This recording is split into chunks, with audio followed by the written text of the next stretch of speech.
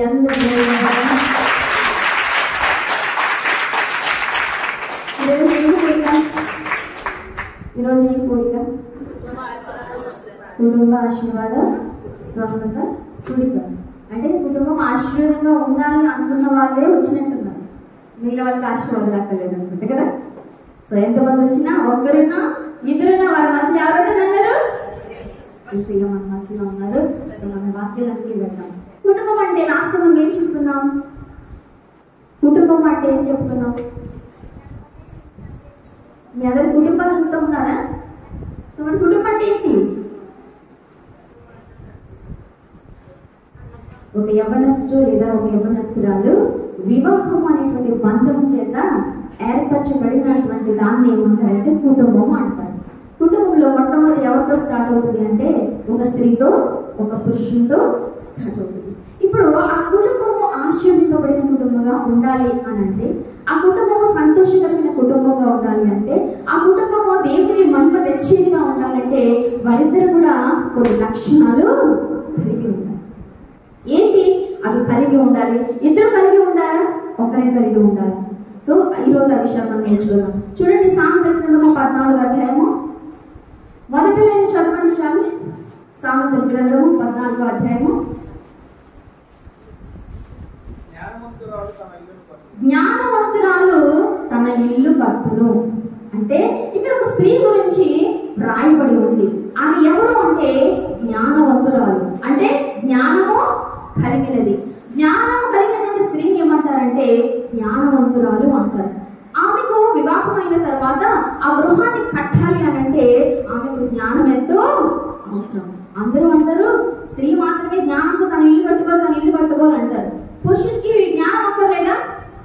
స్త్రీకి జ్ఞానం కావాలా?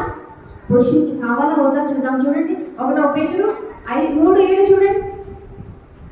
1 పేతురు 3:7.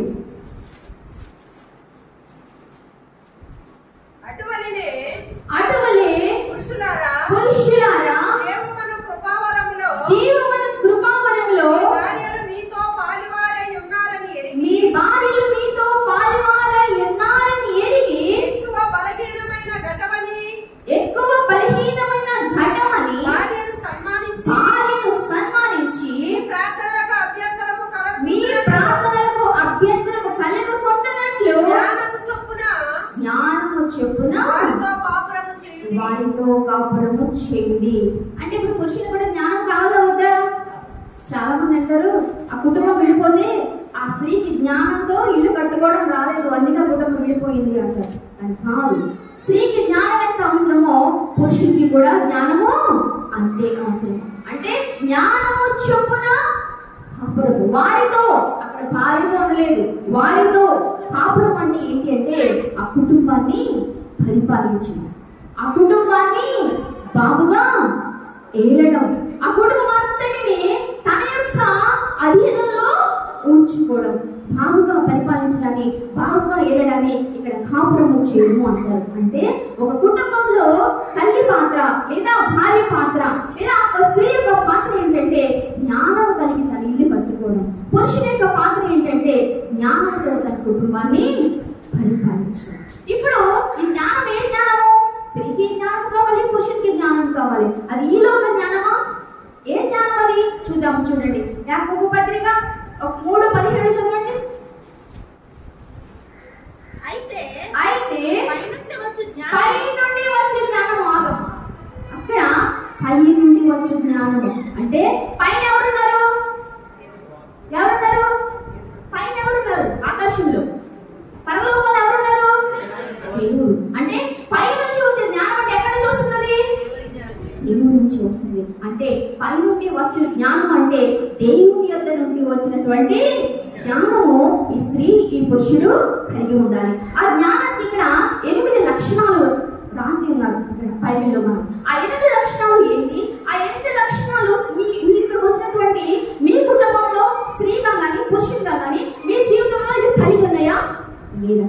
ఇవి మీరు కలిగి ఉంటే మీకు పై నుండి వచ్చినటువంటి జ్ఞానము మీరు కలిగి ఉన్నట్టు, లేదా మీకు జ్ఞానము కొద్దుగా ఉన్నట్లు. కాబట్టి 8 లక్షణాలు దేవుడు ఇక్కడ మనకు తెలియజేశారు. కాబట్టి ఈ లక్షణాలు ఏది నాలో ఉంది, ఏది నాలో లేదు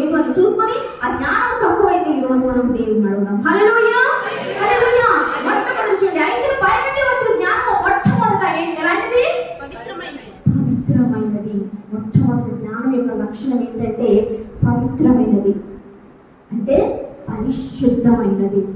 ఈ లోకంలో ఏ మనిషి కూడా పరిశుద్ధుడు కాదు, ఎవ్వరు కూడా పరిశుద్ధుడు లేడు. కానీ దేవుడు ఏమంటారంటే యెషయా గ్రంథము 43:15లో యెహోవా నాకు నేనే పరిశుద్ధుడైన దేవుడను అంటున్నారు. ఎవరికి? మీకు అంటున్నారు. యెహోవా నాకు నేనే మీకు పరిశుద్ధ దేవుడను అంటున్నారు. అంటే దేవుడు ఎవరు? పరిశుద్ధుడు. దేవుడు నేనొక్కడే పరిశుద్ధుడు, నేనొక్కడే పరిశుద్ధుడిగా ఉంటాను అని అనలేదు. ఆయన మొదటి పేతురు 1:14 ఏమంటున్నారంటే నేను పరిశుద్ధుడై ఉన్నలాగున మీరందరూ కూడా పరిశుద్ధులై ఉండండి అంటారు. ఇప్పుడు మనం పరిశుద్ధిని ఎలా కలిగి ఉంటాం? ఎలా కలిగి ఉంటాం?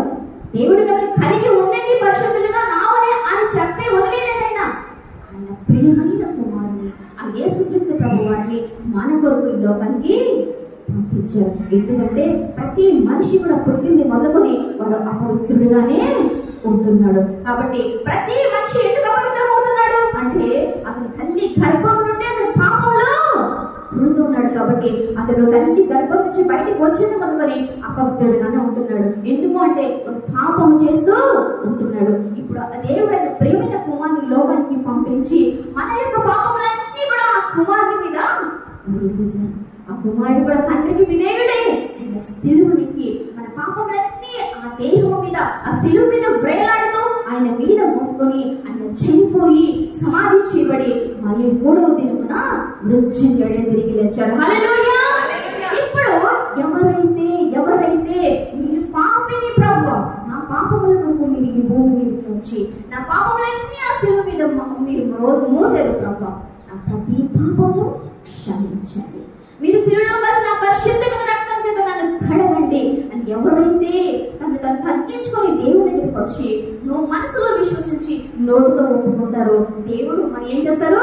ఆయన నమ్మదగిన వాడు నీతిమంతుడు కనుక మనల్ని ఆయన ప్రతి పాపమును క్షమించి మనల్ని పవిత్రులుగా చేస్తారు. హల్లెలూయా.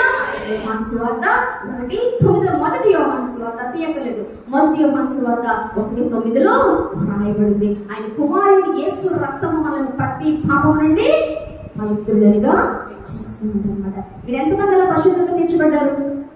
మీ పాపములు క్షమించబడి ఎంతమంది దేవుని అంగీకరించారు? అంగీకరించారు. హల్లెలూయా. చక్కగా దేవుని మహిమపడ్డారు. సో దేవుడు మనందరినీ కూడా పరిశుద్ధులుగా తయారు చేశారు. కాబట్టి ఇప్పుడు ఈ పైన వచ్చే జ్ఞానము పరిశుద్ధమైనది అంటే దేవుని మనం కూడా పరిశుద్ధత కలిగి ఉండాలి. ఎలాగ మనం పరిశుద్ధంగా కలిగి ఉంటామంటే ఆ క్రీస్తు ప్రభు వారు మన హృదయంలోకి వచ్చినప్పుడు మన పాపములన్నీ ఆయన రక్తం చేత కడగబడినప్పుడు మనము పరిశుద్ధంగా ఉంటాం. కాబట్టి పై నుండి వచ్చే జ్ఞానం మొట్టమొదటి ఎటువంటిది అంటే పవిత్రమైనది. అంటే ఈ రక్షణ, ఈ యొక్క రక్షణ ఎవరికి కావాలి?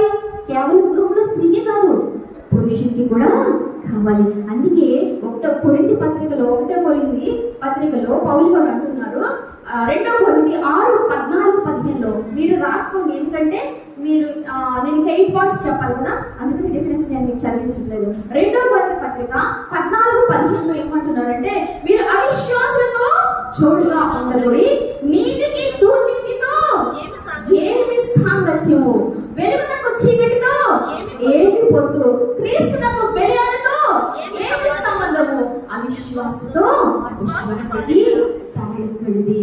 అంటే ఒకవేళ భార్య భర్తల్లో ఒకరు నీతిగా ఉండి ఒకరు దుర్నీతిలో ఉన్నా, ఒకరు చీకటిలో ఉండి ఒకరు వెలుగులో ఉన్నా, ఒకరు క్రీస్తులో ఉండి ఒకరు బెలియాలకు సంబంధించిన వారిగా ఉన్నా, ఒకరు విశ్వాసిగా ఉండి ఒకరు అవిశ్వాసిగా ఉన్నా ఆ కుటుంబం సంతోషంగా పవిత్రమైనదిగా ఉండలేదు. ఎందుకంటే లోకంలో ఉన్నదంతా ఏంటి? లోకాశ ఏంటి? నేత్రాశ, శరీరాశ, జీవపుడము.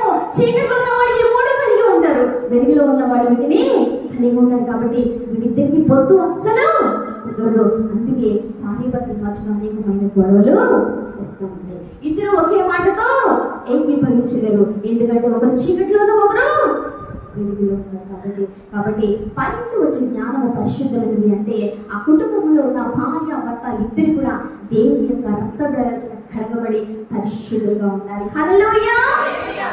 లక్షణం. అప్పుడు ఆ కుటుంబము ఆశీర్వదింపబడిన కుటుంబంగా, సంతోషకరమైన కుటుంబంగా ఉంటుంది. రెండోది చూద్దాం. చూడండి, రెండోది ఏంటమ్మా? ఆ తరువాత పైనుండి వచ్చే జ్ఞానము మొట్టమొదట పవిత్రమైనది, తరువాత సమాధానకరమైనది. ఆ పేజ్ మీద పోయొద్దు, ఎందుకంటే అక్కడ నుంచి మనం మొత్తం అంతా వెళ్తాం కాబట్టి ఆ పేజ్ ఓపెన్ చేసి ఉంచుకోండి. రెండవది ఏంటంటే సమాధానకరమైనది. రోమపత్రిక 5:10 చదవండి ఒకసారి. రోమపత్రిక 5:10.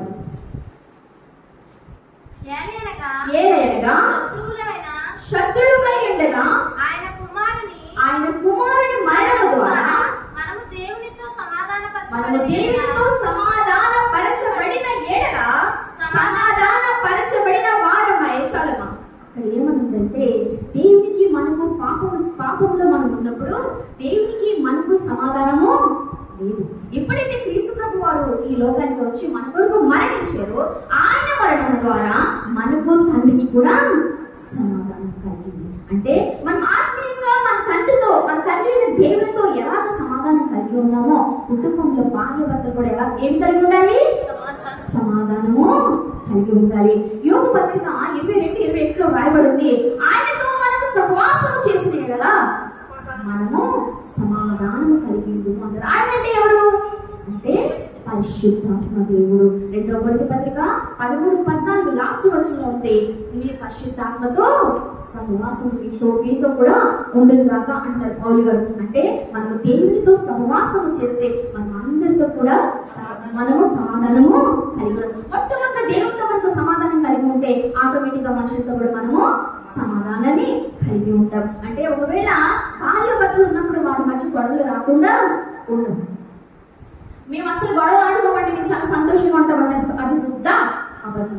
ఎందుకంటే ఏదో ఒక టైంలో ఇద్దరికి ఫ్రెండ్స్ అయినా భార్య భర్తలు అయినా ఎవరికైనా ఏదో ఒక సమయంలో ఏదో ఒక మాట మిస్అండర్స్టాండింగ్ వస్తుంది కదా.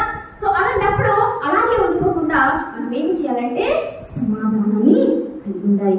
ఎవరి తప్పు వాడిదైతే వారు వెంటనే వారికి క్షమాపణ చెప్పి ఇద్దరికిద్దరు కూడా సమాధానం పడాలి. ఎందుకంటే బైబిల్ సెలవిస్తుంది, సమాధాన పరచువారు ధన్యులు, వారు దేవుని కుమారులు అనబడతారు. దేవుడు చూసేదా? పరిశుద్ధులైన వారు ధన్యులు, వారు దేవుని చూస్తారు. కానీ సమాధాన పరచువారు ధన్యులు. చూడండి, మత్తయి సువార్త 5 చదవండి.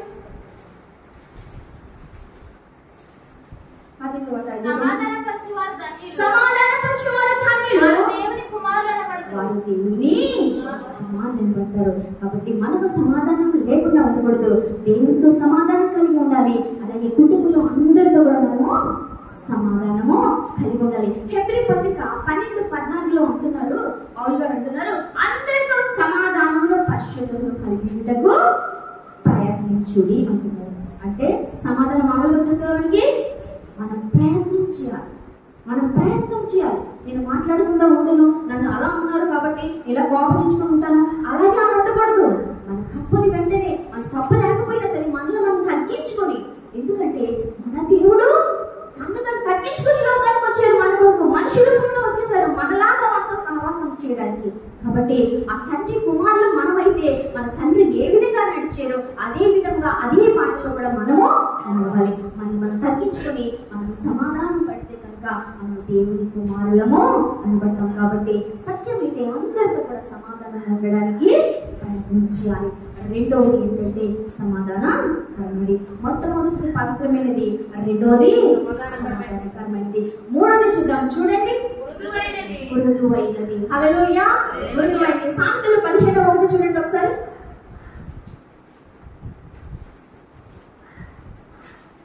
సామెతలు గ్రంథము 15:1. మృదువైన మాట క్రోధమును చల్లార్చును, నొప్పించు మాట కోపమును రేపును. చాలా ఇక్కడ మృదువైన మాట. చాలా మంది భార్య భర్తలు మాట్లాడుకునేటప్పుడు ఎలాంటి మాటలు మాట్లాడుకుంటారు? మృదువైన మాటల కంటే ఒకరికొకరు కోపం తెప్పించుకునే మాటలు మాట్లాడతారు కదా. ఎక్కడ ఎలా మాట్లాడతారు వాళ్ళు? ఆమె గురించి ఏం మాట్లాడరు, ఆ భార్య భర్త గురించి ఏం మాట్లాడరు, వాళ్ళ తల్లిదండ్రుల గురించి, వాళ్ళ తోడబుట్టిన వాళ్ళ గురించి ఏదో వాళ్ళు మాట్లాడుతూ ఉంటారు. అలా మాట్లాడినప్పుడు వీళ్ళేమంటారు? నా గురించి ఏమైనా మాట్లాడు, కానీ నా వాళ్ళ గురించి ఏమన్నా మాట్లాడేవంటే ఏమైపోతుంది? మట మట మట మట వచ్చి వాళ్ళకి ఏమవుతుంది? పెద్ద గొడవ. వాళ్ళ గురించే, అది వాళ్ళ గురించే, మూడో వ్యక్తి గురించి కదా. సో మన మాట ఎలా ఉండాలంటే క్రోధాన్ని పెంచిందిగా ఉండకూడదు, కోపాన్ని రేపేదిగా ఉండకూడదు. మన మాట మృదువైనదిగా ఉంటాయి. ఒకవేళ మన పార్ట్నర్, మన భర్త కానీ భార్య కానీ ఎదుటివారు మనకి కోపం తెప్పించే మాటలు మాట్లాడినా మనలోంచి కోపం బయటికి రాకూడదు. మన టైంలో కామ్గా ఉండాలి. ఎదురువైనా మాట్లాడినప్పుడు మనం ఎలా ఉండాలి? కామ్గా ఉండాలి. కొంతమంది ఎప్పుడు చూసినా కోపం తెప్పించే మాటలే మాట్లాడుతూ ఉంటారు. సో అలాంటి మాటలు మనం మన నోటి వెంట రాకూడదు. మృదువైన మాటలు. మనతో ఎవరైనా మాట్లాడాలంటే వాళ్ళు మనతో మాట్లాడడానికి ఇష్టపడాలి. వారితో మాట్లాడితే నా మనసు ఎంతో బాగుంటుంది. వారితో ఈరోజు నేను మాట్లాడుకొని ఉండలేను, నేను మాట్లాడాలి అనేటువంటి మాటలు మన యొక్క నోట్లో నుంచి రావాలి. అలా రావాలి అంటే యెషయా భక్తులు అంటున్నారు. చూడండి, యెషయా గ్రంథము 54 చదవండి ఒకసారి. ఆయన ఏమంటున్నారు? అలసిన వారిని మాటల చేత ఊరడించు జ్ఞానము నాకు కలుగునట్లు శిష్యునికి తగిన నోరు యెహోవా నాకు దయచేసి ఉన్నాడు. హల్లెలూయా, హల్లెలూయా. దేవుడు ఈ వాక్యములో ఉన్నటువంటి ప్రకారంగా ఆయన మాటలను నా నోటిలో పెట్టి ఆయన అనేక మందిని నీ మాటల చేత ఊరడించు మాటల చేత అనేక మంది నేను ఓదారుస్తానని నాకు చెప్పినప్పుడు, అలాగే ఎవరైనా నాకు ఫోన్ చేసినప్పుడు నేను మాట్లాడినప్పుడు చాలా మంది అంటారు నాతో, మీతో ఫోన్ చేసి మాట్లాడిన వెంటనే నా బాధ అంతా తగ్గిపోయిందండి.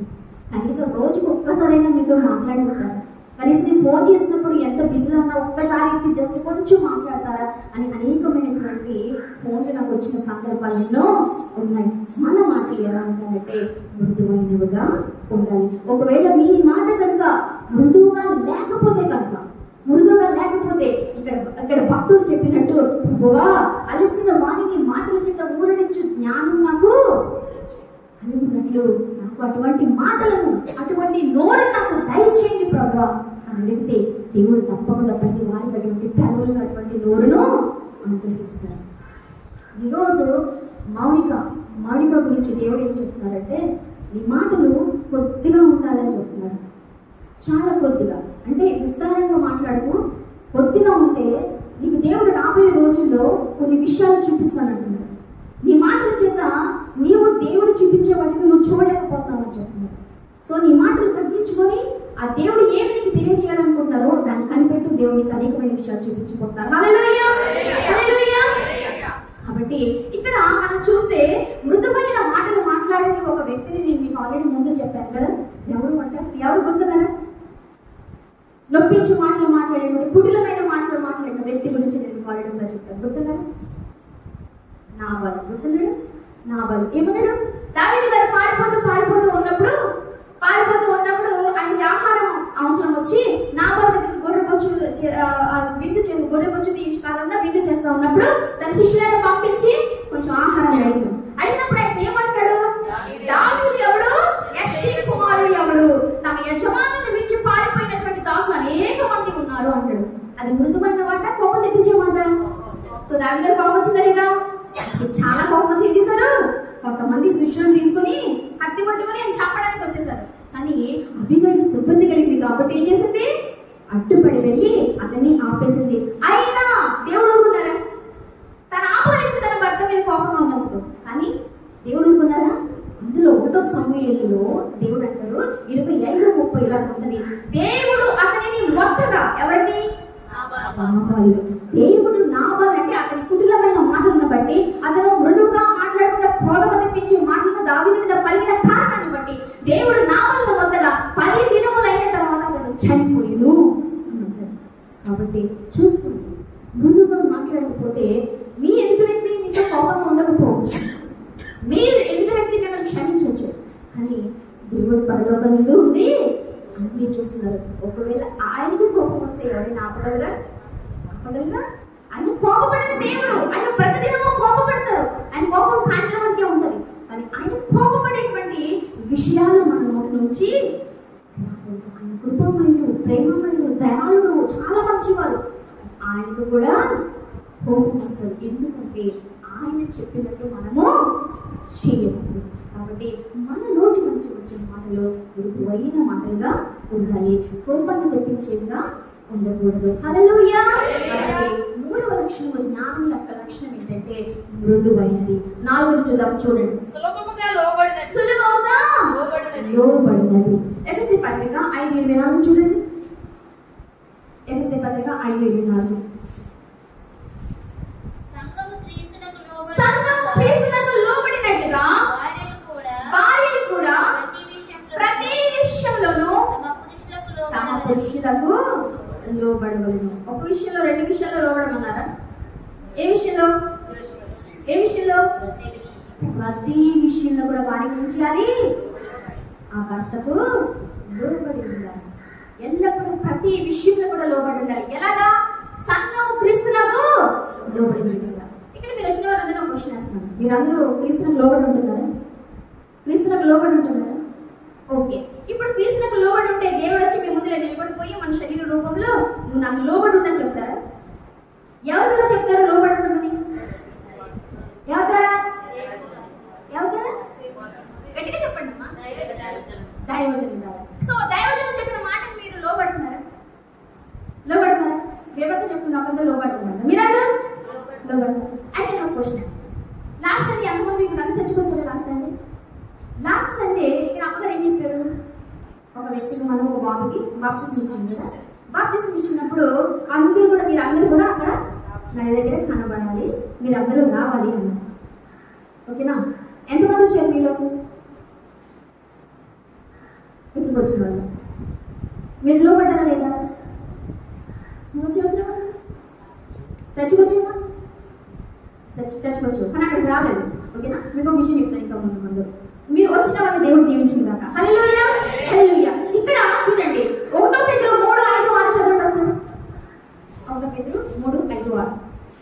అటువలే పూర్వము దేవుని ఆశ్రయించిన పరిశుద్ధ స్త్రీలు తమ స్వపురుషులకు లోబడి ఉండుట చేత తమను తాము అలంకరించుకొనిరి.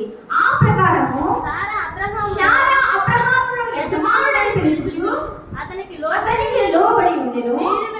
మీరును యోగ్యముగా నడుచుకొనుచు ఏ భయమునకును వెనక ఉన్న ఎడల ఆమెకు పిల్లలు. చూడండి, పాత నిబంధన గ్రంథంలో పరిశుద్ధమైన స్త్రీలు తమ యజమానులకు, తన స్వపురుషులకు యజమానుడని పిలిచి వారికి లోబడి తమను అలంకరించుకున్నారంట. అంటే లోబడి ఉండడం అన్నది ఒక అలంకరణ. ఇప్పుడు శారా తన యొక్క భర్తను యజమానుడా అని పిలుస్తూ తను అలంకరించుకుందంట. ఎలా అలంకరించుకుంది? 18 ఆదికాండము 18వ అధ్యాయంలో మనం చూస్తే యెహోవా దేవుడు ఆదాము గారిని దర్శించడానికి వచ్చాడు. అలా వచ్చినప్పుడు ఆయన వెంటనే గుడారంలోకి వెళ్ళిపోయి నాతో అంటున్నారు, 18:6 చూసుకోండి. ఆదికాండము 18:6 అంటున్నారు, శారా దగ్గరికి వెళ్ళిపోయి, శారా నువ్వు వెంటనే 3 మానికలు మెత్తని పిండిని పిసికి రొట్టెలు తయారు చేయన్నారు. అప్పుడు ఆమె యవనస్తురాలా వృద్ధురాలా? ఇప్పుడు వెళ్ళింది శీతాకాలమా ఎండాకాలమా? చూడండి ఒకసారి 18వ అధ్యాయం చూడండి. ఆదికాండము 18:1 చదువుతున్నారు. మరియు మమ్రే దగ్గరనున్న సుందరవనములో అబ్రహాము ఎండవేళ చాలమ్మా ఎండవేళ దేవుడికి దర్శించి వచ్చినప్పుడు ఆమె దగ్గరికి వెంటనే వెళ్ళిపోయి నువ్వు పిండి పిసికి నువ్వు రొట్టెలు చెయ్యి దేవుడికి అని చెప్పినప్పుడు ఆమె చేసిందా చేయలేదా? చేసింది. అది ఎండవేళ, మరియు పైగా ఆమె ఇప్పుడు మన అమ్మగారు చెప్పారు. ఏమని చెప్పారు? బాప్తిజం కలగడానికి మనందరం అక్కడికి వెళ్తా ఉంటారు. ఓకే, ఇప్పుడు బాప్తిజం అంటే ఒక్క ఆత్మ దేవుని దగ్గరికి వెళ్తే అది భూమి మీద సంతోషమా, పరలోకంలో సంతోషమా? లోకంలో సంతోషము. అంటే దేవుని దగ్గర ఒక పండుగ, దేవతలందరూ ఒక పండుగ చేసుకోబోతున్నారు అక్కడ. ఎందుకంటే యేసు ప్రభు వారు ఆ యొక్క తండ్రి విడిచిపెట్ట మహాభాగ్యమని ఆయన ఎంచుకోలేదంట. నీ కొరకు నా కొరకు మన పాపంలో అలా పొందుతుందంటే ఆయన మన పట్ల చాలిపడి ఆ తండ్రి మాటతో దేవుడైపోయి ఈ లోకానికి మన కోసము మనిషిగా వచ్చేసారంట. ఆ మనిషిగా వచ్చి ఆయన పడకూడదు వేదన, ఆ బాధ, ఆయన పాపము లేనివాడు అయినప్పటికీ నేను ఆ పాపం అంతటిని కూడా ఆయన దేహం మీద వేసుకుని ఆ రారు మీద ఆయన వెళ్ళాడంట. అది ఎంత కఠినమైనది. ఆయన బ్రతికి ఉంటే కానీ ఆయన చంపేశారు. ఎందుకు? మన పాపల నిమిత్తము. ఇప్పుడు ఆ ఒక్క వ్యక్తి యొక్క పరలోకానికి వారసుడైతే కనుక ఎవరికి ఆనందం ఉంటుంది? ఎవరైతే శ్రమ పొందారో, ఎవరైతే ఆ యొక్క ఆత్మ కొరకు మరణించి తిరిగి లేచారో ఆయనకి ఆనందం ఉంటుంది. ఇప్పుడు నీకు నేను ఆయన బిడ్డలైతే ఆయన ఆనందంలో పాల్గొనలేదా? ఎంతమంది చెప్పండి. మీరు ఎవరిస్తున్నా వృద్ధులా ఎండ వెళ్ళాలి. మీరు ఎండ వెళ్ళడానికి వెళ్ళిన వాళ్ళకు ఎవరైతే బాప్తిసం తీసుకున్నాడో అబ్బాయి అందుకే డ్రింకులు కూడా తీసుకుని వచ్చాడు. ఎండలో వచ్చేవో అని చెప్పి మనం ఏం చేయాలి? సంఘము క్రీస్తునకు లోబడినట్టుగా. దైవ సేవకులు వారి స్వభావం కొరకు చెప్పట్లేదు. మీరు మీ ద్వారా దేవునికి మహిమ వస్తే అది పరలోకానికి వెళ్ళినప్పుడు మీకు ఆశీర్వాదము, ఈ భూమి మీద కూడా ఆశీర్వాదము. ఒక ఫంక్షన్ జరుగుతుంది అంటే నీకున్నటువంటి బంగారం అంతా కూడా నువ్వు ఒంటి మీద వేసుకుని ఎక్కడికి వెళ్తావు? చూపించుకోవడానికి వెళ్తావు. నీ కొడుకుని నీ కడుపుని సంతోష పెట్టుకోవడానికి, అక్కడ పెట్టినటువంటి ఆహార పదార్థాలు తినడానికి, తృప్తి చెందడానికి వెళ్తావు. నువ్వే అంత ఆనందపడుతూ ఉంటే పరలోకంలో ఒక పాపి కొరకు మరణించినటువంటి ఆయన ఆనందంలో మనం పాల్గొంటే మనకి ఎంత సంతోషం. మీరు రాలేదు, దేవుడు మీట్లో దిగినప్పుడు నాతో మాట్లాడిన మాట, ఎవరైతే నా సంతోషంలో పాల్గొన్నారో నేను వారి సంతోషంలో పాల్గొనబోతున్నాను. హల్లెలూయా, హల్లెలూయా, హల్లెలూయా. నువ్వు ఎన్ని బట్టలు చేసుకున్నా, నీ బిడ్డలు ఎంత మంచి మార్గంతో పాస్ అయినా, నువ్వు ఎంత ఆనందపడినా, అందులో దేవుని యొక్క హస్తము లేకపోతే, దేవుడి జోక్యం చేసుకోకపోతే ఆ ఆనందము కాదు, ఆ సంతోషము కాదు. ఎప్పుడైతే నీవు దేవుని కుమారుడు కుమార్తెవని నువ్వు తెలుసుకుని ఆయన సంతోషంలో నువ్వు పాల్గొంటావో నీ సంతోషంలో ఆయన కూడా పాల్గొంటుకుంటారు. ఆయన సంతోషంలో మనం పాల్గొంటే, మన సంతోషంలో ఆయన పాల్గొంటే ఆ సంతోషానికి హద్దులు ఉండవు. హల్లెలూయా, హల్లెలూయా, హల్లెలూయా, హల్లెలూయా. ఇక్కడ ఏమి చెప్తున్నారో దానికి లోబడడం నేర్చుకున్నాం. అది జ్ఞానము, పైన వచ్చే జ్ఞానము సులభముగా లోబడదనేది. కాబట్టి మనము సులభంగా ఏది చెప్తే దానికి మనం లోబడే వారంగా ఉండాలి. ఒకవేళ అటువంటి లోబడి తత్వం నీలో లేదా, ప్రభువుని అడుగు, ప్రభువా లోబడటకు నేర్పించింది ప్రభువా. నేను మీకు ఏ విధంగా లోబడుతున్నాను, యాజకునికి ఏ విధంగా లోబడుతున్నాను, నా భర్తకు కూడా నేను లోబడేటట్టు నాకు చేయండి ప్రభువా. పురుషులు కూడా కేవలం స్త్రీలకి కాదు లోబడ్డాం, పురుషులు కూడా భార్య చెప్పిన మాటను గౌరవించాలి, దానిని లోబడిన అంటారు. అటువంటి కృపదేవుడు మనకు అనుగ్రహించుగాక. హల్లెలూయా, హల్లెలూయా. నెక్స్ట్ చూద్దాం, 5 చూద్దాం. చూడండి ఒకసారి. కనికరముతో నిండుకొనిది చాలక, కనికరముతో నిండుకొనిది. చూడండి మత్తయి సువార్త 14:14 చూడండి ఒకసారి. మత్తయి సువార్త 14:14. ఆయన వచ్చి గొప్ప సమూహమును చూచి వారి మీద కనికరపడి వారిలో రోగులైన వారిని స్వస్థపరిచెను. అక్కడ ఆ 14వ అధ్యాయంలో మనం చూస్తే బాప్తిస్మం ఇచ్చే యోహానుని హేరోదు రాజు తల కొట్టించేస్తాడు. దేవుని కొరకు ప్రకటిస్తున్నారని హేరోదు రాజు చేసినటువంటి తప్పును ఖండించినందుకు తన భార్య ద్వారా, అంటే తన భార్య అంటే సోపాలి భార్య, ఆ భార్య ద్వారా ఏం చేస్తారంటే యోహాను గారి తలను కొట్టిస్తారు. ఆ విషయాన్ని విని యేసు ప్రభువారు ఏకాంతముగా అరణ్య ప్రదేశానికి వెళ్ళిపోతారు. అలా వెళ్ళిపోవడం అక్కడ ఉన్నటువంటి జన సమూహములు చూస్తే, జన సమూహము కాదు అక్కడ రాయబడింది, జన సమూహములు. అనేక మంది ప్రజలు అరణ్య ప్రదేశానికి యేసు ప్రభు వెళ్ళిపోయినప్పుడు ఆయన దగ్గరికి వాళ్ళు వెళ్ళిపోయినారు. ఆ యొక్క జన సమూహాన్ని దేవుని చూచి, యేసు ప్రభు వారు చూచి వారి మీద కనికరపడ్డారంట. కనికరపడి వారిలో ఉన్న ప్రతి ఒక్క రోగిని కూడా ఆయన స్వస్థపరిచారు. కనికరం అంటే ఒక వ్యక్తి ఉన్నటువంటి స్థితిని బట్టి జాలి కలగడాన్ని కనికరము అంటారు.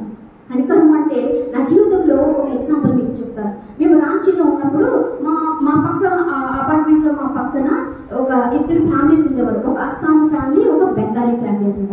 ఆ బెంగాలీ అంటే చాలా సివియర్ గా బాగాలేనప్పుడు నా దగ్గరికి వచ్చి ప్రార్థన చేయించుకుంటే దేవుడు ఆమె స్వస్థపరిచారు. ఆ తర్వాత ఇంకొక అస్సాం అనేటువంటి ఒక ఫ్యామిలీ వాళ్ళకి 4వ తరగతి చదువుతున్నటువంటి ఒక బాబు ఉన్నాడు అనమాట. ఆ బాబుకి 6 months నుంచి బెడ్ అయ్యాడు, అస్సలు లేవలేడు. ఇలా లెగుతాం అనుకుంటాడు పడిపోతాడు, లెగుతాం అనుకుంటాడు పడిపోతాడు. అదే టైంలో మాకు రైల్వే ట్రాక్ పక్కనే ఉంటుంది అనమాట. ఆ రైల్వే ట్రాక్ నుంచి ట్రైన్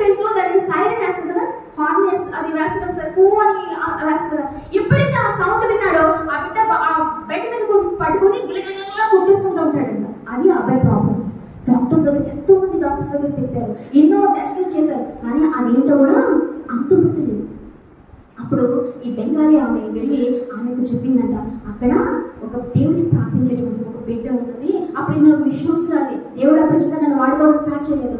అప్పుడు వచ్చి ఆమె దగ్గరకు నేను వెళ్తే ఆమె దేవుడు ప్రార్థన చేస్తే ఆ యేసు ప్రభు వారు ఈ బిడ్డను స్వస్థపరుస్తారు అని చెప్పి ఆమెను వెంట పెట్టుకుని నా దగ్గరికి తీసుకొని వచ్చింది. ఆమె రాజును ప్రార్థన చేస్తే మా బాబు బాగోదని నాకు నమ్మకం ఉంది. మా బాబునైతే మీ ఇంటికి తీసుకురాలేదు, కానీ ఒక్కసారి మా అపార్ట్మెంట్కి వస్తావా, మా ఇంటికి వస్తావా అంటాక నేను వస్తానని చెప్పి వాళ్ళ ఇంటికి వెళ్ళాను. ఇంటికి వెళ్ళేటప్పుడు ఆ బెడ్రూమ్లోకి ఎప్పుడైతే నేను వెళ్ళానో ఆ బిడ్డ ఆ బెడ్ మీద అలాగా పడి ఉన్నాడు.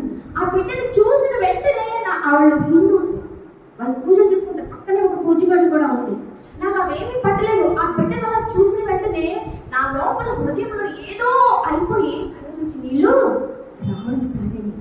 దాన్ని ఏమంటారంటే కనికరము అంటారు. ఏమంటారు?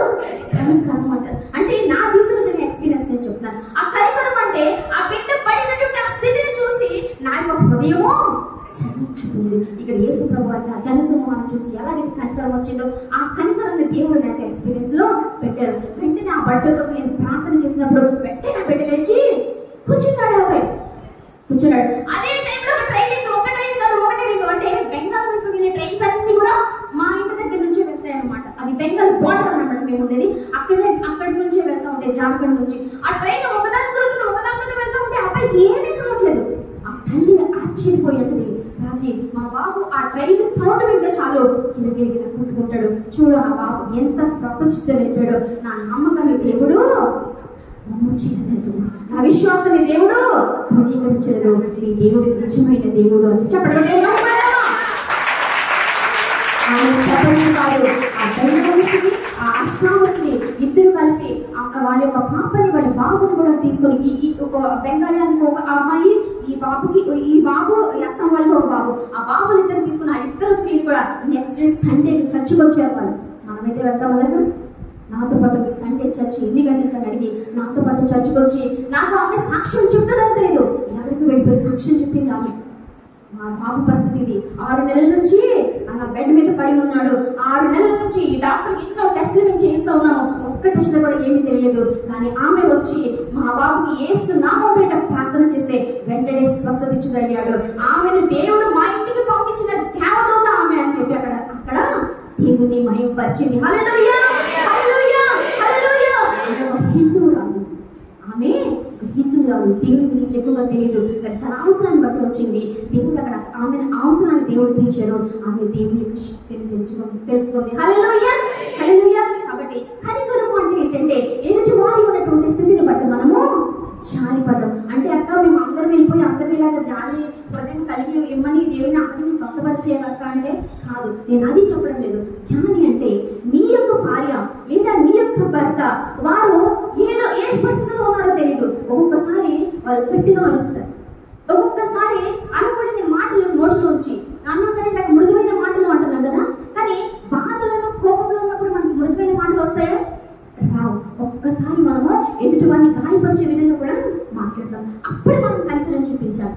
ఎలాగంటే ఏ సిచ్యుయేషన్ లో ఉంది ఆమె ఆ మాట పలికింది, లేదా ఏ యొక్క స్థితిలో ఉండి నా భర్త ఆ మాట పలికాడు అని ఒక్కసారి మనము ఆలోచించి మనం ఏం చేయాలి, వారి యొక్క స్థితిని బట్టి మనం ఏం చేయాలి, కనికరపడాలి తప్ప వారు అలా అన్నారు ఇలా అన్నారని వారి మీద మనం ఎప్పటికీ కూడా గొడవలు పెట్టుకోకూడదు. కాబట్టి ఆత్మీయ ఇక్కడ జ్ఞానం యొక్క లక్షణము 5వ లక్షణం ఏంటంటే కనికరముతో నిండినది. దేనిది?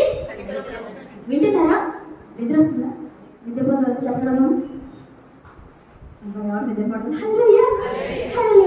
కనికరముతో నిండినది. చూడండి ఇక్కడ మత్తయి సువార్త 5:7 ఏముందంటే కనికరము గల వారు ధన్యులు, వారు కనికరము పొందుదురు. ఇందాక దేవుడు చూసేద్దరు అంటున్నారు కాదు, కనికరము గల వారు ధన్యులు, వారు కనికరము పొందుదురు. నీవు నీ భక్తు పట్ల, నీవు నీ యొక్క భార్య పట్ల కనికరము చూపిస్తే దేవుడు నీ పట్ల కనికరం చూపిస్తాడు. హల్లెలూయా. కాబట్టి మనం కనికరము కలిగి ఉండాలి. 6వ చూద్దాం, చూడండి. మంచి ఫలములతో నిండుకున్నది. ఇప్పుడు 2 చెట్లను తీసుకొచ్చి ఇక్కడ పెట్టాను అనుకోండి. ఇక్కడ మంచి చెట్టు, ఇక్కడ చెడ్డ చెట్లు పెట్టాను. ఇప్పుడు ఇప్పుడు ఏ చెట్టుకి మంచి కాయలు కాస్తాయి? మంచి చెట్టుకి మంచి కాయలు కాస్తాయి కదా. మత్తయి సువార్త 7:17లో మంచి చెట్టుకు మంచి కాయలు మంచి ఫలములు ఇస్తుంది అని వ్రాయబడింది. ఇప్పుడు ఆ మంచి చెట్టు మంచి కాయలు ఫలించాలంటే అది ఎక్కడ నాటబడాలి? మంచి స్థలంలో నాటబడాలి. ఈ లోకంలో ఎవరైనా మంచివారు ఉన్నారా? ఈ లోకంలో ఎవరైనా మంచివారు ఉన్నారా? ఒకే ఒక వ్యక్తి ఉన్నారు, ఆయన దేవుడు. ఇది ఇర్మియా గ్రంథంలో 33:11లో యెహోవా మంచివాడు అని రాయబడింది. కీర్తనలు 34:8లో యెహోవా ఉత్తముడని రుచి చూచి తెలుసుకోండి. ఉత్తముడు అంటే ఏంటి? మంచివాడు. ఆయన మంచివాడని మీరు రుచి చూసి తెలుసుకోండి అంటున్నారు. ఇప్పుడు ఆ మంచివాడు ఎక్కడ ఉంటారు? ఇది ఎక్కడ ఉన్నాం మనం ఇప్పుడు? ఎక్కడ ఉన్నాం ఇప్పుడు మనం? ఇదేంటి? మందిరం. ఆయన ఎక్కడ ఉంటుందని చెప్పారు? మన దేవుడు అనే మందిరంలో కూడా ఉంటారు. కానీ మనం అందరం కలిసి ఆరాధించినప్పుడు ఎక్కడైతే మనం ఆరాధిస్తున్నామో, ఎక్కడైతే యెహోవా పేరుతో ఒక మందిరాన్ని మనం కట్టామో అందులో కూడా ఆయన నివసిస్తారు. అంటే ఆ మంచి చెట్టు ఈ మంచి స్థలం అనేటువంటి ఈ యొక్క మందిరంలో నాటబడాలి. కీర్తన గ్రంథము 92:13లో మనం చూస్తే అక్కడ నీతిమంతులంట యెహోవా మందిరంలో నాటబడిన వారై అన్నారు. అంటే ఇప్పుడు నీతిమంతులు అంటే ఎవరు? దేవుని రక్తధార చేత కడగబడిన వారు, అంటే పరిశుద్ధులు. మీరందరూ కూడా నీతిమంతులు. నీతిమంతులు ఎక్కడ నాటబడాలి? యెహోవా మందిరంలో, యెహోవా ఆవరణంలో వాళ్ళు నాటబడాలి. యెహోవా సన్నిధిలో, దేవుని సన్నిధిలో వారు నాటబడాలి. అక్కడ నాటబడినప్పుడు మనకేం జరుగుతుంది అంటే వాక్యం అనేటువంటి పోషక విలువ ఆ చెట్టుకి అందుతాయి.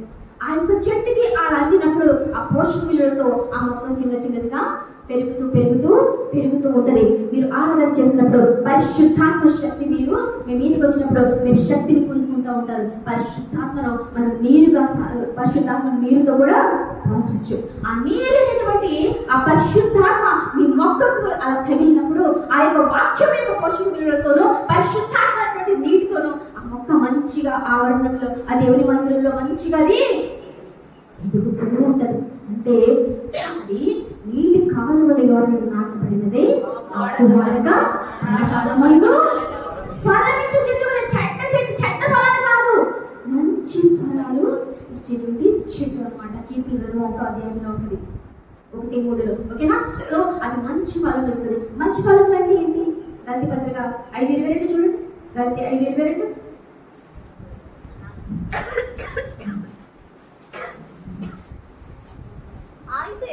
అయితే ఆత్మఫలమేమనగా ప్రేమ, సంతోషము, సమాధానము, దీర్ఘశాంతము, దయాళుత్వము, మంచితనము, విశ్వాసము, సాత్వికము, ఆశానిగ్రహము. చరమ ఇక్కడ ఎన్ని ఉన్నాయి? అది ఆత్మ ఫలము అని రాయబడింది.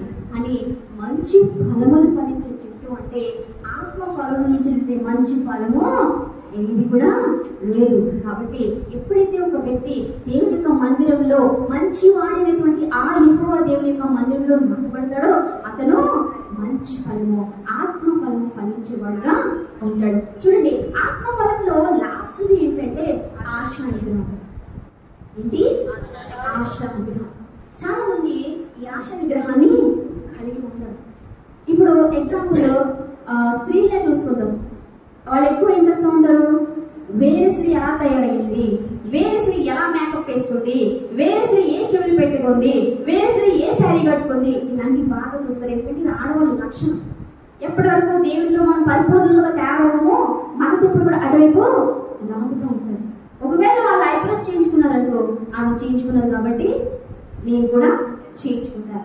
ఆమె మేకప్ వేస్తే చాలా అందంగా కనిపిస్తుంది కాబట్టి నేను కూడా మేకప్ వేసుకుంటా. అది ఆశా నిగ్రహమా కాదా? అది ఆశా నిగ్రహమా? ఎదుటి వారు ఉన్నట్టు నేను ఉండాలి అనుకోవడం ఆశా నిగ్రహమా? ఆశ కలిగి ఉండడం. ఆత్మఫలం అంటే ఆశా నిగ్రహాన్ని కలిగి ఉండాలి. లాస్ట్ 9వది ఆశా నిగ్రహాన్ని కలిగి ఉండాలి. అంటే నీ భర్త రాబడి ఎంత ఉందో దాన్ని బట్టి నీ యొక్క ఖర్చులు ఉండాలి, నీ యొక్క నువ్వు ఏది చేసినా సరే దాని మీద ఆధారపడి నువ్వు ఉండాలి. ఎవరో కారులో తిరుగుతున్నారని కారు కొనలేదు అని భర్తను తిట్టడం కానీ, ఎవరో మంచి గృహాన్ని కట్టేసుకున్నారు వారిలాగా మేము ఉండాలని భర్తను నిందించడం కానీ, లేదా ఒక మంచి శారీ కట్టుకుని హ్యాండ్ బ్యాగ్ వేసేసుకొని మొత్తం ఊరంతా తిరిగి నీకు కావాల్సినవన్నింటినీ కొనుక్కోవడానికి అప్పులు చేసి ఆ అప్పుల చేత సతమతమైనటువంటి స్త్రీల గురించి దేవుడు ఏం రాశారో తెలుసా బైబిల్ గ్రంథంలో? అది బ్రతుకు సుఖ భోగముల యందు బ్రతుకునది, అది బ్రతికినను చచ్చినట్ట. దేవుడు ఏమంటున్నారు? నేను మృతులకు దేవుడను, సజీవులకే దేవుడు. అలాంటి యొక్క చర్యలు నీలో ఉంటే నీకు ఆశ నిగ్రహము లేనట్టు, నీలో ఆత్మఫలము లేనట్టు. అంటే నీ యొక్క చెట్టు అన్నట్టు విశ్వాసంలో మంచి ఫలములు లేనట్టు. దేవుడు ఏమన్నారు? మంచి ఫలము ఫలించిన ప్రతి చెట్టును నరకబడి ఎక్కడ అగ్నిలో వేయబడుతుంది. అటువంటి స్థితి మనం తెచ్చుకోకుండా ఏం చేయాలి అని అంటే, మనము గుణవతి అయిన భార్యగా, మంచి ఫలములు ఫలించే చెట్టుగా మనం ఉండాలి. అలాగే భర్త కూడా ఆశ నిగ్రహము కలిగి వేరే ఒక స్త్రీతో తన భార్యను పోల్చకూడదు. ఆమె ఇలా ఉంటది తెలుసా, ఆమె ఇలా ఉంటది తెలుసా అని చెప్పి ఆమెను పొగుడుతూ భార్యలో కోపము తెప్పించకూడదు. కానీ తను మంచిగా తన కుటుంబాన్ని జ్ఞానంతో ఏలేవాడుగా ఉండాలి. ఒకవేళ అటువంటి పురుషుడు లేక భర్త లేక తండ్రి ఆ కుటుంబాన్ని మంచిగా ఏలేకపోతే అతడు అవిశ్వాసి కంటే కూడా చెడ్డవాడేందును అని వాక్యం సెలవిస్తుంది. అవిశ్వాసం ఎక్కడికి వెళ్తారని వాక్యం సెలవిస్తుంది? నరకానికి, అగ్నిగుండంలోకి వెళ్ళిపోతారు. ప్రకటన గ్రంథం అవిశ్వాసం కదా. సో అవిశ్వాసం అంటే చెడ్డవాడంటే ఎక్కడికి వెళ్తాడు? ఆ యొక్క అగ్నిగుండంలో ఇంకా ఏదో ప్లేస్ ఉండొచ్చు, ఆ ప్లేస్ లో పంపించేస్తారు దేవుడు. కాబట్టి భర్త మంచిగా జ్ఞానం కలిగి మంచిగా కుటుంబాన్ని పరిపాలన చేసేవాడిగా ఉండాలి. భార్య కూడా గుణదీన భార్యగా ఉండాలి. ఎక్కువగా ఆశ నిగ్రహాన్ని కలిగి ఉండాలి. తర్వాత చూడండి 7వది, పక్షపాతం లేనిదే ఉండదు. పక్షపాతం బైబిల్ గ్రంథం సెలవిస్తుంది. రోమపత్రిక 2:11 దేవుడు పక్షపాతి కాదు అని ఉంది. చూడండి రోమ 2:11.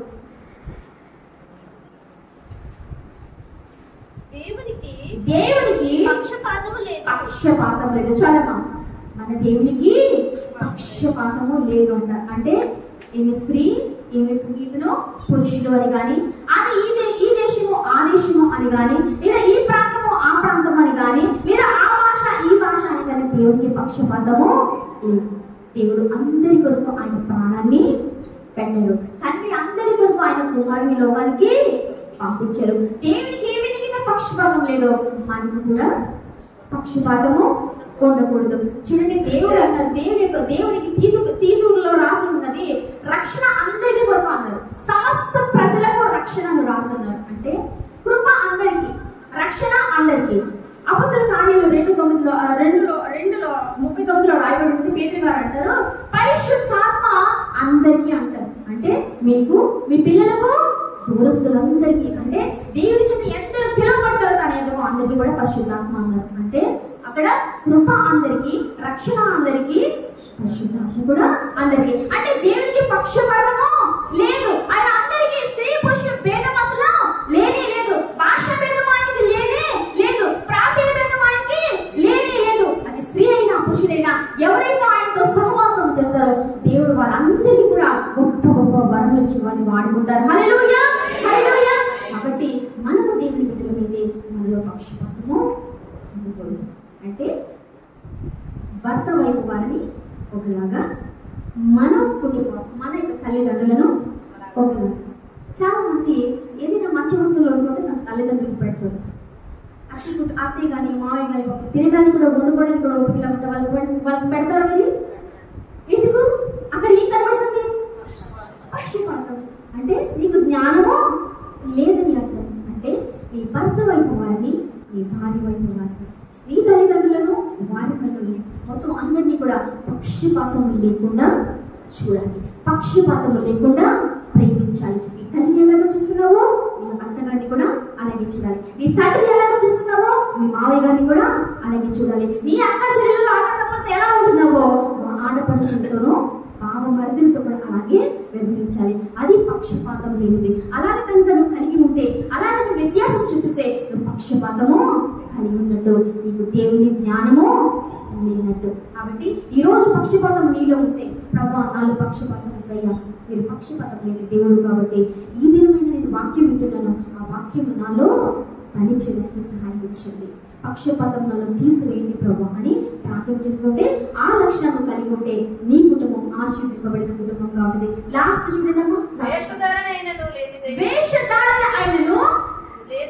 లేనిదై యుండును. లాస్ట్ ఏంటంటే వేషధారణ. దేవుడు మత్తయి సువార్త 6వ అధ్యాయంలో దేవుడు చెప్తున్నాడు, మీరు వేషధారుల వలె ప్రార్థన చేయనప్పుడు వేషధారుల వలె ఉండొద్దు అంటారు, ధర్మం చేయనప్పుడు వేషధారుల వలె ఉండొద్దు అంటారు. అంటే ఎవరైనా ఎవరికైనా ఏదైనా పెట్టారు అనుకోండి, ఏం చేస్తారు, అది అందరికీ తెలిసిపోవాలి. ఇప్పుడు యూట్యూబ్ లో వచ్చేసింది కదా, ఎవరికైనా కొంచెం ఇచ్చి ఇలా ఏదైనా ఒక చిన్న ఇస్తే చాలు, ఇక్కడ ఏంటి ఇక్కడ ఫోటో ఇటువైపు నుంచి అటువైపు నుంచి మొత్తం అంతా ఏమైపోతుంది, వైరల్ చేస్తారంటే మేము ఇలాగ చేసాము. దేవుడు ఏమంటున్నారు, నీ కుడి చేతితో చేసినది తెలియకూడదు అంటే అలా చేస్తున్నారంటే వాళ్ళు ఏం కలిగి ఉన్నారు, వేషధారణ కలిగి ఉన్నారు. కాబట్టి ధర్మం చేయనప్పుడు నువ్వు వేషధారణ కలిగి ఉండకూడదు, ప్రార్థన చేయనప్పుడు నీవు వేషధారణ కలిగి ఉండదు. ఇంటిలో ఎవరు కూడా ప్రార్థన చేయరు చాలా మంది, కానీ మందిరంలోకి వచ్చి అంతమంది కూర్చుంటే మాత్రం గట్టిగా ప్రార్థన చేస్తారు. అంటే ఏమనుకోవాలి, బాబోయ్ వీళ్ళు ఎంత మంచిగా ప్రార్థన చేస్తారు, వాళ్ళు ప్రార్థన పనులు. ఒకరు వాళ్ళే ప్రార్థన పనులు అయితే కనుక ఒక తలపూట కలిగిన వ్యక్తిని తీసుకొచ్చి అమ్మ ఇంకొక ప్రార్థన చేయాలంటే తలపూట తగ్గుతుందా అంటే అది నిజమైన ప్రార్థనేనా?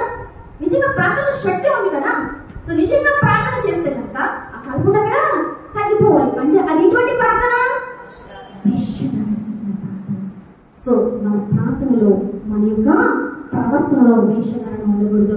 వేషధారణ అంటే ఏంటి అంటే మనుషులకు కనబడే వాళ్ళని చేసేటువంటి క్రియలను వేషధారణ అంటారు. అది నువ్వు ప్రార్థన అయినా అది ధర్మమైనా ఏదైనా సరే నువ్వు మనుషులకు కనబడే విధంగా చేస్తే అది వేషధారణ అవుతుంది. కానీ పైనుండి వచ్చే జ్ఞానం యొక్క లక్షణము వేషధారణ లేనిది కాబట్టి మనం వేషధారణ ఉండకూడదు. ఇప్పుడు మిమ్మల్ని మీ గురించి చెప్పాలంటే, మన గురించి చెప్పాలంటే, నువ్వు మందిరంలోకి ఎలాగ నువ్వు అలంకరించుకొని వస్తున్నావో ఒక ఫంక్షన్కి వెళ్ళినప్పుడు కూడా అది అలంకరణ అక్కడ ఉండాలి. అది పరిశుద్ధమైన స్త్రీలకు తగినది. నువ్వు మందిరంలో ఏదో చిరిగిపోయినటువంటిది నలిగిపోయినటువంటి చీర కట్టుకొని వస్తావు, ఇది పరిశుద్ధమైన స్థలం. దేవుడు ఎవరు? పరిశుద్ధుడు, రాజులకు రాజువు. నిన్ను నీవు పరిశుద్ధమైన అలంకరణ చేత నీవు నీటిగా ఉండేటువంటి మంచి వస్త్రములతో నీ దేవుని సన్నిధిలో కనబడాలి. అలాంటి వస్త్రాలను వేసుకొని ఫంక్షన్లో కూడా కనబడాలి. అంటే నువ్వు ఏ విధంగా తలను దువ్వుకొని వస్తున్నావు, ఏ విధంగా నువ్వు తలకు పౌడర్ రాసుకుని ఎలా వస్తున్నావు, ఇదే యొక్క స్థితి, ఇదే అలంకరణ నీకు ఫంక్షన్లో కూడా ఉండాలి. నువ్వు ఫంక్షన్కి వెళ్ళినప్పుడు అందరికీ కనబడాలని చెప్పి బంగారం అంతా దిగేసుకొని నీ దగ్గర ఉంటే మంచి పట్టు చేతులు కట్టుకొని అక్కడికి వెళ్ళి కనిపించకూడదు. దాన్ని ఏమంటారంటే వేషధారణ అంటారు. అంటే అందుకే అలాగ స్త్రీలు ఉండబట్టే చాలా మంది భర్తలు దేవుని దగ్గరికి రావడం లేదు. ఎందుకంటే దేవుడు ఏమంటారు, మీ యొక్క మంచి ప్రవర్తన వలన మీ భర్తలను మందిరానికి రాబడతారు అని చెప్పి పౌలు గారు చెప్తున్నారు. మీ భర్తల మందిరానికి రావడం లేదు. ఇప్పుడు ఏంటి, మీలో వేషధారణ ఉంది. నువ్వు మందిరంలో సేపు ఒకలాగా ఉంటున్నావు, నువ్వు బయటికి వెళ్తే ఇంకొకలాగా కనపడుతుంది. ఇది నీ భర్త మందిరానికి ఏమొస్తాడు, దేవుడి దగ్గరికి ఏమొస్తాడు అంటే ఆ భర్తని ఎవరు దూరం చేస్తారు, ఇతనిపై దూరం చేసుకుంటాం. దేవుడు అంటే ఓ స్త్రీ నీ భర్తను రక్షించుకుంటావు లేదో యోచించుకో. దేవుడు నిన్నే అడుగుతారు, నీ భర్త సరిగ్గా దేవుడి సన్నిధికి రాకపోతే, అతను దేవునికి సొంతం అవ్వకపోతే నిన్ను దేవుడు అడుగుతాడు. ఇలా భర్తలు అలా వచ్చి భార్యలు రాకుండా ఉంటే ఆ భర్తను దేవుడు అడుగుతారు. కాబట్టి మనలో వేషధారణ ఉండకూడదు. దేవుడు అంటారు, శాస్త్రులు పరిసయ్యులు అంటారు, అయ్యో వేషధారులైనటువంటి శాస్త్రులారా పరిసయ్యులారా మీరు సున్నపడిన సమాధులాగా ఉన్నారు అంటున్నారు. అయితే మాత్రం మంచిగా శృంగారించుకుంటున్నారు, అని లోపల ఎండిపోయిన ఎముకలతో సమస్త కల్మషంతో మీ యొక్క సమాధులు నిండి ఉన్నాయంటున్నారు. మనం పైకి అందంగా కనబడిన మన లోపల మన పక్షపాతము, లోపల వేషధారణ, మనం కనికరంతో లేనిటువంటి స్థితి, మృదువైన మాటలు లేనటువంటి స్థితి, ఆ విధంగా వేషధారణ కలిగి మనము ఉండకూడదు. మనుషులకు కనబడేలా చేయకూడదు, కానీ నువ్వు దేవునికి మాత్రమే నీ క్రియలు కనబడేలాగా చేస్తుంటే ఆ పరలోకమందున తండ్రి నీకు ప్రతిఫలం ఇస్తారు. హల్లెలూయా. చెప్పినటువంటి ఈ యొక్క 8 లక్షణాలు చూడండి ఒకసారి.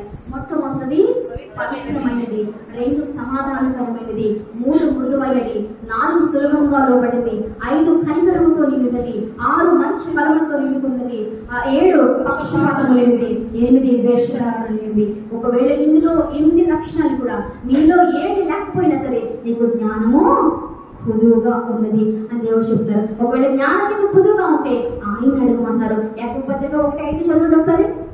యాకోబు పత్రిక 1:5. మీలో ఎవరికైనాను జ్ఞానము కుదువుగా ఉండేలా అతడు దేవుని అడగవలెను, అప్పుడది అతనికి అనుగ్రహింపబడును. ఆయన ఎవరిని గద్దింపక అందరికి ధారాళముగా దయచేవాడు. హల్లెలూయా. ఒకవేళ ఈ రోజు నీకు జ్ఞానం కుదువుగా ఉంటే, ఈ లక్షణాలు ఏ ఒక్క లక్షణం నీలో లేకుండా ఉంటే కనుక నీకు జ్ఞానము కుదువుగా ఉండేది కనుక నీకు జ్ఞానం కుదువుగా ఉంటే ఆయన కూర్చొని, దేవా నాకు జ్ఞానము కుదువుగా ఉంది ప్రభా, నాకు జ్ఞానము దయచేయాలంటే ఆయన ఎవరిని కూడా గట్టింపకుండా అందరికీ, అందరికీ ధారాళంగా, మామూలుగా కాదంట, ధారాళంగా దయచేస్తే దేవుడు అంట. మాకు జ్ఞానం కుదుగా ఉన్నప్పుడు నేను దేవుడిని అడిగాను, ప్రభా నాకు జ్ఞానం కుదు. మా ఇంటికి ఒక అంకుల్ వచ్చారు నేను చదువుకునే టైంలో. అంకుల్ నాకు చదివింది జ్ఞాపకం ఉన్నట్లేదండి అంకుల్ అని అంటే, అమ్మ ఈ వాక్యం చదువు, ప్రతిరోజు నువ్వు చదువుకునేటప్పుడు ఈ వాక్యం నువ్వు తీసి చదువుకొని నువ్వు ప్రార్థన చేసుకుని ప్రతిదీ కూడా జ్ఞాపకం ఉంటుంది అంటారు. అంటే ఈ వాక్యం చాలా మంది జ్ఞానం కుదుగా ఉంటే అడగమని చదువుకున్న స్టూడెంట్స్ మాత్రమే చెప్తారు. కాదు, స్టూడెంట్స్ కి కేవలము ఈ జ్ఞానం కాదు, ఇది పై నుండి వచ్చేటువంటి జ్ఞానము. ఇది స్టూడెంట్స్ కి అవసరమైంది కాదు, కానీ ఇది భార్య భర్తలు తమ కుటుంబాన్ని కట్టుకోవడానికి, ఆ కుటుంబం సంతోషంగా ఉండడానికి, ఆ కుటుంబం ఆశీర్వదింపబడిన కుటుంబంగా ఉండడానికి, ఆ కుటుంబము ఆ సంతోషంగా ఉంటే దేవునికి మహిమకరంగా ఉండడానికి. హల్లెలూయా, హల్లెలూయా. కాబట్టి జ్ఞానం కుదుగా ఉంటుందంత ఈ రోజు దేవుని అడుగుదాం. మొగరిద్దామా? మొగరిద్దాం. ఇందులో ఏ పాయింట్ నీలో కుదుగా ఉంది? 8 పాయింట్లు. జ్ఞానంలో, ఈ జ్ఞానం యొక్క లక్షణంలో ఏది నీకు కుదువుగా ఉంది? ఏది నీకు కుదువుగా ఉంది? ప్రభా ఈ లక్షణం నాకు కుదువుగా ఉందయ్యా. నేను ఇప్పుడు పాట పాడుతూ ఉండగా, ప్రభా ఇదిగో ఇది నాకు కుదువుగా ఉంది ప్రభా, నేను తీసివేయండి ప్రభా అని మొరపెడతాం. సరళ కష్టంగా